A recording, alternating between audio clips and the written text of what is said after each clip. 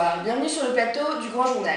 Aujourd'hui, le thème de notre émission sera le voyage. Quoi de plus actuel comme sujet? Donc nous vous donnerons un débat digne de ce nom autour d'une problématique qui portera sur la vision actuelle du voyage et la vision perçue du voyage au XIXe siècle.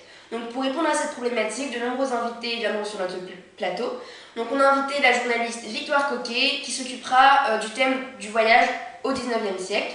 On a également sollicité deux jeunes étudiantes en droit, Victoire Coquet et Camille Daudry, qui nous donneront leur avis, qui mèneront un débat sur le thème du voyage actuel. Donc nous allons commencer avec la venue sur notre plateau de Victoire Coquet. Mesdames, Messieurs, accueillez-la comme il se doit.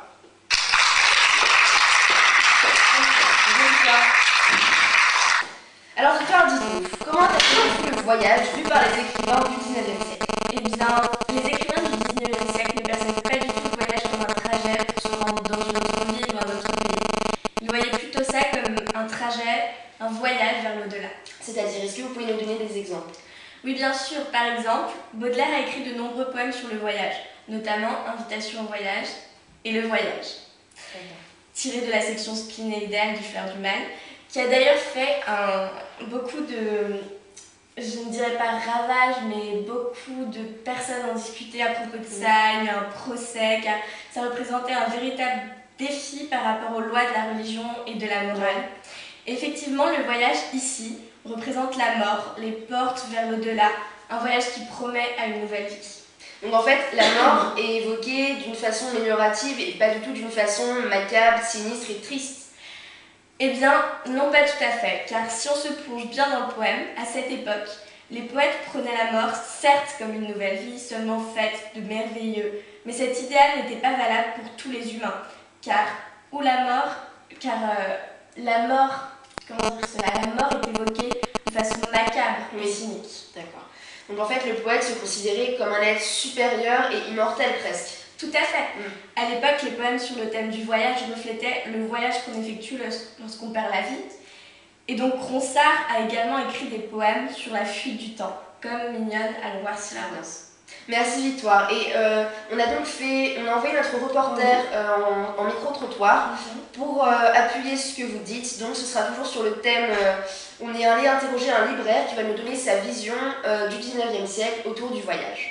Donc nous allons lancer le magnéto pour le micro-trottoir. Bonjour, Mabart en direct pour vous dans les villes de Senlis où je me trouve devant le Verbe et l'Objet où je vais interroger le libraire afin qu'il nous donne sa conception du voyage d'un point de vue littéraire.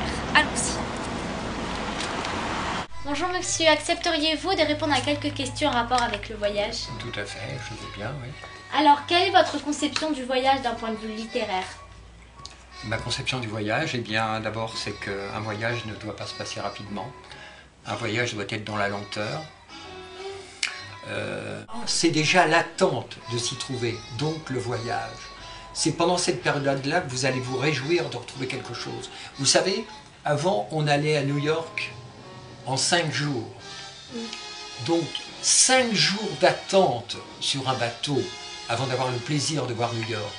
Et quand on voyait les premières lueurs de New York, les premiers feux de New York ou les premières lumières de New York, on ne finissait que d'y arriver vraiment 3 ou 4 heures après. On avait cette patience. Et c'est pour ça que je dis que vous ne pouvez pas mettre ça en application tout le temps, mais le désir, le bonheur réside presque plus dans le désir que dans la possession. Vous voyez ce que je veux dire? On ne peut pas faire ça pour tout, parce qu'autrement on n'aurait plus rien. Dans la lenteur, tout simplement, pour voir les paysages évoluer petit à petit vers ce qu'on va trouver dans la finalité. En ce qui concerne également l'architecture, voir les toits changer, les constructions changer. Et puis un voyage aussi, je pense que ça doit être assez lent pour le corps, que le corps s'habitue à une nouvelle température. Voilà, c'est comme ça que doit se passer le voyage.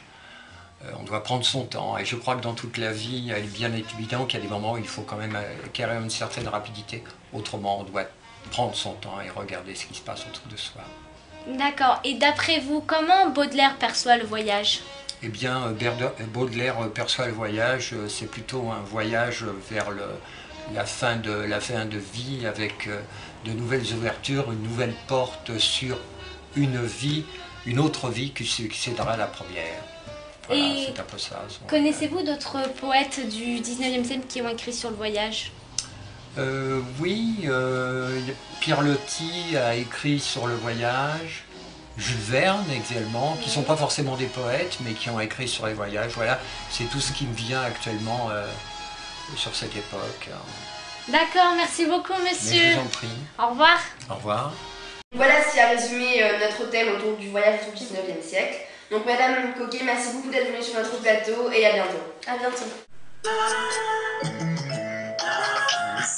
Mesdames, Messieurs, nous revoilà sur le plateau du Grand Journal. Donc maintenant que nous sommes un peu plus éclairés sur la vision du voyage du 19e siècle, nous allons désormais nous attaquer au voyage actuel. Pour cela, je vous demande d'accueillir, comme il se doit, Camille Daudry et Anne Duval. Bonjour à tous. Bonjour et merci beaucoup d'avoir accepté notre invitation. Donc aujourd'hui, je vous demanderai de nous en dire un peu plus sur la vision du voyage actuel. Eh bien, pour ma part, les voyages sont totalement inutiles dans la société actuelle, par le principe que chacun est bien dans son pays. Cela entraîne beaucoup trop de tensions, notamment le racisme, les prises d'otages. Voyager est devenu beaucoup trop dangereux. Ah non, mais je ne partage pas votre avis. Au contraire, la vie quotidienne est une prison. Le voyage est un bon moyen de s'évader. Les îles, le ski nous changent. Il en faut vivre chez toi, soit toute sa vie est, excusez-moi l'expression, mais morbide. Mais excusez-moi, pour vous, ne pas voyager n'a aucun sens. Évidemment, enfin, qui ne rêve pas de découvrir les Maldives ou autres îles paradisiaques. Mais enfin, la société actuelle a totalement changé la valeur du voyage. Désormais, tout est planifié. Les gens passent leur vie dans les hôtels au lieu d'aller découvrir tout ce qu'il y a de merveilleux à voir. Alors pourquoi aller dépenser son argent inutilement? Mais pas du tout. De nombreux gens effectuent des voyages touristiques ou des excursions. Et puis chacun interprète le voyage différemment. Pourquoi pas rester bronzé toute la journée, ça dépend. Parfait pour oublier les difficultés du quotidien ou les prises de nerfs du patron. Certes, mais les hôtels coûtent de plus en plus cher. En plus, toutes les activités sont payantes. Alors les gens passent leur vie à rien faire, ça sert à rien. Effectivement, les voyages coûtent cher. Rien que le trajet représente la moitié des frais. Alors plutôt que de payer plein pot, autant faire une excursion dans l'enceinte de notre pays où tout le monde parle la langue et où les activités sont moins chères et tout autant amusantes. Excusez-moi, pour éclairer un peu plus ce débat, nous allons envoyer une nouvelle fois nos reporters à la recherche des passants, à la rencontre des passants, pour qu'ils puissent, eux, nous dire leur vision du voyage. Bonjour, je suis Victoire Coquet, envoyée spéciale pour le Grand Journal. Je me trouve actuellement dans Senlis, une petite ville de province, où je vais partir interroger les gens pour connaître leur conception du voyage. Suivez-moi. Monsieur, donc, nous allons vous poser quelques questions qui parlent du voyage. Oui, très bien. Donc, vous préférez passer vos vacances dans un hôtel ou partir à l'aventure Moi, je suis plutôt hôtel, moi. Je suis plutôt hôtel. D'accord. Pourquoi partez-vous en voyage? Pour me ressourcer, le farniente, le soleil, les balades. Donc, en général, votre destination préférée, c'est le soleil Plutôt le soleil, oui. D'accord. Lorsque vous entendez le mot voyage, à quoi vous pensez? Il y a une chanson comme ça, voyage, voyage, non? C'est ça, non? Est-ce qu'il fallait répondre? Oui. Oui, bon. Passez-vous par une agence de voyage? Oui, absolument. Oui. D'accord. Merci beaucoup. Oh, mais c'était très court. Alors, comment... Bonjour madame, alors nous allons vous poser quelques questions à propos du voyage. Donc tout d'abord, vous préférez passer vos vacances dans un hôtel ou partir à l'aventure? Partir à l'aventure. Pourquoi partez-vous en voyage? Pour rencontrer d'autres paysages et d'autres gens. Donc en général, quelle destination préférez-vous? La mer avec la montagne à proximité. D'accord. Et lorsque vous entendez le mot voyage, à quoi pensez-vous? À la mer. Et vous passez par une agence de voyage ou... Très rarement. Merci beaucoup. Bonne journée. Merci vous aussi. Madame, alors nous allons vous poser quelques questions à propos du voyage. Donc tout d'abord, préférez-vous passer vos vacances dans un hôtel ou partir à l'aventure? Dans un hôtel. D'accord. Pourquoi partez-vous en voyage? Pour changer d'air et aller voir ailleurs si je suis. Et en général, quelle destination préférez-vous? Si on peut le soleil, sinon la montagne aussi c'est très agréable. Et lorsque vous entendez le mot voyage, à quoi pensez-vous? À la mer et aux cocotiers. Et vous passez plutôt par une agence de voyage ou vous vous débrouillez Les deux. Un coup en location et un coup par une agence.